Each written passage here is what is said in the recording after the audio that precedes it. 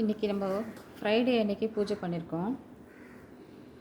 இப்போ வந்து இந்த சாமியை நம்ம பூஜை பண்ணியிருக்கிற இந்த நேரத்தில் நம்ம சில விஷயங்கள் பேசுவோம். எல்லாருமே நம்ம நினைக்கிறோம், கடவுளை நம்ம கும்பிட்டுட்டோம்னா நம்ம செய்கிற பாவங்கள் எல்லாமே போயிடும், நம்ம கேட்குறது எல்லாமே கிடைக்கும், நம்மளோட விரோதிகளை எல்லாரையுமே நம்ம ஜெயிச்சிடலாம் அப்படின்னு நினைக்கிறாங்க. அதாவது இந்த 3 கொஸ்டின்ஸுக்கு மட்டும் நான் இன்றைக்கி ஆன்சர் பண்ணுறேன். நம்ம செய்கிற பாவங்கள் எல்லாமே போயிடும் 1, நம்ம கேட்குற எல்லாமே கிடைக்கும் 2, நம்ம விரோதியை நம்ம வென்றுடலாம், எல்லா விரோதியையும் நம்ம ஜெயிச்சிடலாம் 3. இது நம்ம கடவுளை நம்ம நம்பிக்கையோடு நம்ம பிரார்த்தனை பண்ணும்போது இது 3மே நடக்குமா அப்படின்னா, முதல்ல நம்ம சொன்னது பாவங்கள் எல்லாமே போயிடுமா அப்படின்னா, நிச்சயமாக பாவங்கள் எல்லாமே போயிடும். எல்லா பாவங்களும் போயிடும் அப்படின்றது நிச்சயம் கிடையாது. ஏன்னா சில நேரங்களில் நம்ம இதை செஞ்சோம்னா நம்ம வாழ்க்கைக்கு நல்லதாக இருக்கும், நம்ம பெரிய ஆளாக வந்துடலாம், நம்ம ஜெயிச்சு காட்டலாம் அப்படின்னு சில நேரங்களில் சில விஷயங்கள், சில பாவங்களை நம்ம தெரிஞ்சே செய்கிறோம் இல்லையா. அது நம்ம தெரியாமல், நம்மளை அறியாமல் நடக்கிற பாவங்கள், அப்புறம் முன் ஜென்மத்து பாவங்கள், அது இந்த ஜென்மத்தில் நம்ம அனுபவிச்சிட்ருக்க அந்த கர்மா. இது பாவத்துக்கு பாவம் வித்தியாசப்படுங்க. அதனால் கடவுளை நம்ம கும்பிட்டுட்டோம்னா நம்ம பாவம் எல்லாம் போயிடும் அப்படின்றது சும்மா. கடவுளை நம்ம கும்பிடும்போது, நான் இந்த பாவம் பண்ணிட்டேனே, இந்த மாதிரி பண்ணிட்டேனே, இது பண்ணியிருக்கக்கூடாதே, நான் ஏன் பண்ணேன் அப்படின்னு நம்ம மனம் வருந்தி, மனம் திருந்தி நம்ம சாமிக்கிட்ட அதை முறையிட்டு நம்ம அதை பிரார்த்தனையாக வச்சு, நம்ம தொடர்ந்து அந்த கடவுளுக்கு நம்ம பிரார்த்தனையாக வச்சு நம்ம கும்பிடும்போது சரி அப்படின்னு அதில் ஒரு சில ஒரு 30%, 40% அப்படின்னு அந்த பாவத்திலேருந்து நம்ம தப்பிக்கலாமே ஒழிய, அந்த பாவம் முழுசாக கரைஞ்சி போயிடும் அப்படிங்கிறது முழுமையாக கிடையாது. ஏன்னா பாதிக்கு பாதி நம்ம பாவங்கள் அடுத்த ஜென்மத்தில் இல்லை இந்த ஜென்மத்தில் பிற்பாகல் கர்மாவில் சேர்க்கப்படுது. அறியாமல் செஞ்சது, புரியாமல் செஞ்சது அப்படின்னு சில பாவங்கள் மட்டுமே கடவுள் கணக்கிடுறாரு. அதுக்கு நம்ம செய்கிற அந்த அதாவது ஒரு பரிகாரம்னா நம்ம நல்ல மனதோட பிறருக்கு செய்யக்கூடிய தர்மங்கள், உதவிகள், மனம் திருந்தி இந்த பாவத்தை நான் செஞ்சிட்டேன்னு வேதனைப்பட்டு வருத்தப்படுறது, இதை வச்சு தான் அந்த பாவங்கள் நமக்கு குறைக்கப்படுதே ஒழிய முழுசாக அந்த பாவங்கள் நம்மளை விட்டு போகிறது கிடையாது. 2வது பார்த்திங்கன்னா, நம்ம கேட்குறது எல்லாமே கிடச்சிருமா அப்படின்றாங்க. கேட்குறது எல்லாமே கிடச்சிச்சின்னா இப்போ எல்லாருமே பூஜை கபோர்டில் உட்காந்துருக்கலாம், எல்லாருமே கோவிலில் உட்காந்துருக்கலாமே. அப்படி கிடையாது. சில விஷயங்கள் கிடைக்கும் அப்படின்னு நம்மளுடைய விதி நிர்ணயம் பண்ணியிருந்தால் அது கிடைக்கும்.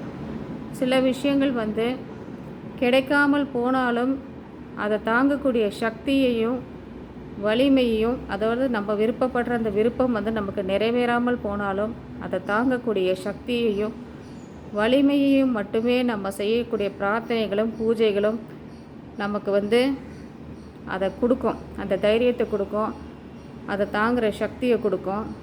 சரி, இது நம்ம நினச்சோம் ஆனால் நடக்கலை, அப்படி பரவாயில்ல, ஓகே அப்படின்னு சொல்லி நம்ம அதை ஏற்றுக்கக்கூடிய மனப்பக்குவத்தை கொடுக்குமே ஒழிய நம்ம கேட்குறது எல்லாமே கிடச்சிரும் அப்படின்னு கிடையாது. சில விஷயங்கள் நம்ம கிடைக்கும், ஆனால் சிலது கிடைக்கவே கிடைக்காது. காரணம் இப்போ நான் சாமியை கும்பிட்றேன், நான் ஹெல்த்தியாகவே இருக்கணும், சாகிற வரைக்கும் எனக்கு ஒரு சிறு நோய் கூட வரக்கூடாது, சாவே எனக்கு வரக்கூடாதுன்னா அது ரெண்டும் நடக்க வாய்ப்பு கிடையாது. ஏன்னா முதுமை வரும்போது அதுக்குண்டான முதிர்ச்சிகளுக்குண்டான நோய்கள் நம்மளை தாக்க தான் செய்யும். என்ன பாதிப்புகள் குறைவாக வேணால் கடவுள் நம்மளை காப்பாற்றுவார். சாவு வரக்கூடாது அப்படின்னா சாவு வராமல் யாராலையுமே வாழ முடியாது. என்ன வர சாவு நம்மளோட கடமைகளை நிறைவேற்றிய பிறகு வரும், அவ்வளோத்தானே ஒழிய நம்ம விதி நிர்ணயத்தின்படி சில விஷயங்கள் கடவுளாலேயே மாற்ற முடியாத சந்தர்ப்பத்தில் நம்ம மாட்டிக்கிட்டு இருக்க தான் வேணும். ஆனால் அதோடைய தாக்கங்கள், பாதிப்புகள் குறையும். சாவு வந்து நம்மளோட கடமைகள் நிறைவேற்றிய பிறகு நம்மளை நெருங்கி வரத்துக்கு கடவுள் உதவி புரியலாம். அவ்வளோதானே ஒழிய நம்ம எல்லாமே நினச்சதுக்கு எல்லாமே கிடைச்சிடும் அப்படிங்கிறது கிடையாது. 3வது வந்து எதிரிகளை வென்றிடலாம் அப்படின்னா, நீங்கள் என்னென்ன தீமைகளின் அடிப்படையில் வந்து விரோதிகளை சம்பாரித்து வச்சுருக்கீங்களோ, எதிரிகளை சம்பாரித்து வச்சுருக்கீங்களோ, அதுக்கேற்ற மாதிரி விஷயங்கள் தான் நடக்கும். நம்மளோட விதி நிர்ணயப்படி நமக்கு வந்து இதுதான் நடக்கணும்னு ஒரு அமைப்பு இருக்கும்போது, அது அந்த எதிர் மனிதரால் நமக்கு நடக்கும்போது நம்ம அதை புரிஞ்சிக்காமல் அவன் என்னோட எதிரி அப்படின்னு நாமளே ஒரு முடிவெடுத்து அவனை உண்டில்லன்னு பண்ணிடணும், அவன் காலி ஆகிடணும், அதுக்கு எந்த பூஜை பண்ணிட்டா சரியாயிடும், இந்த இடத்துல போய் பரிகாரம் பண்ணிடலாம், இந்த சாமியார் இந்த சாமியார்கிட்ட போய் நம்ம வந்து மாந்திரிகம் பண்ணிடலாம், இல்லை இந்த சாமிக்கிட்ட நம்ம வேண்டிக்கிட்ட எல்லாமே பண்ணிடலாம், இப்படி எல்லாமே நினச்சோம்னா நம்ம எதிரிகளை வென்றிடலாம். எல்லா எதிரியுமே நம்ம வென்றிடலாம். ஏன்னா அப்படின்னு நினைக்கும் போது அது இருமாப்பின் அடிப்படையை தவிர அது நீங்கள் கடவுளுடைய அடிப்பணிதலில் நீங்கள் இருக்கிறவங்க கிடையாது அப்படி நினைக்கும்போது. அதனால் எதிரிகள் வந்து நமக்கு எதிரி அப்படிங்கிறவங்களோட அவங்க நம்மளை எதிரியாக நினைக்கிறாங்களா, நம்மளை வந்து அவங்க வந்து பாதிப்புள்ளாக்க முயற்சி பண்ணுறாங்களா, நாம் எதுவுமே தவறு பண்ணாமே நம்மளை கஷ்டப்படுத்துகிறாங்களா, இப்படி பல விஷயங்களை பொறுத்து தான் நாம் வந்து அந்த எதிரிகள் வந்து வென்று வர முடியுமே தவிர கடவுள்கிட்ட கொண்டு போய் நம்மளுடைய நியாயமான இந்த எதிரியை வந்து நான் எதுவுமே நினைக்கல, ஆனால் இவன் என்ன எதிரியாக நினைக்கிறான், இவன் என்ன அழிக்கணும்னு பார்க்குறான், என்னை மீறி அவன் வளர்ச்சிக்காக வேண்டி என்னையை வந்து கஷ்டப்படுத்துகிறான் அப்படின்னு நியாயமான விஷயங்கள் இருக்கும்போது மட்டும்தான் நம்ம எதிரிகளை வெல்ல முடியுமே தவிர எனக்கு எதிரியே இருக்கக்கூடாது, நான் எல்லாரையும் வென்றுடணும், நான் நினச்சேன் அவன் எதிரி, நீயாவே முடிவு பண்ணிவிட்டு அவன் நல்ல வளர்ச்சிக்கு வரான், என்னை விட தாண்டி போகிறான், நான் அதனால் அவன் என்னோடய எதிரி, அவன் வந்து முன்னுக்கு வரக்கூடாது, அவனை நான் வென்று விடணும் அப்படின்னு நினைக்கிறது இருமாப்பின் அடிப்படையை தவிர இந்த மாதிரி இருமாப்புகளுக்கு வந்து நாம் கும்பிடுற கடவுள் வந்து நமக்கு உதவி பண்ணாது.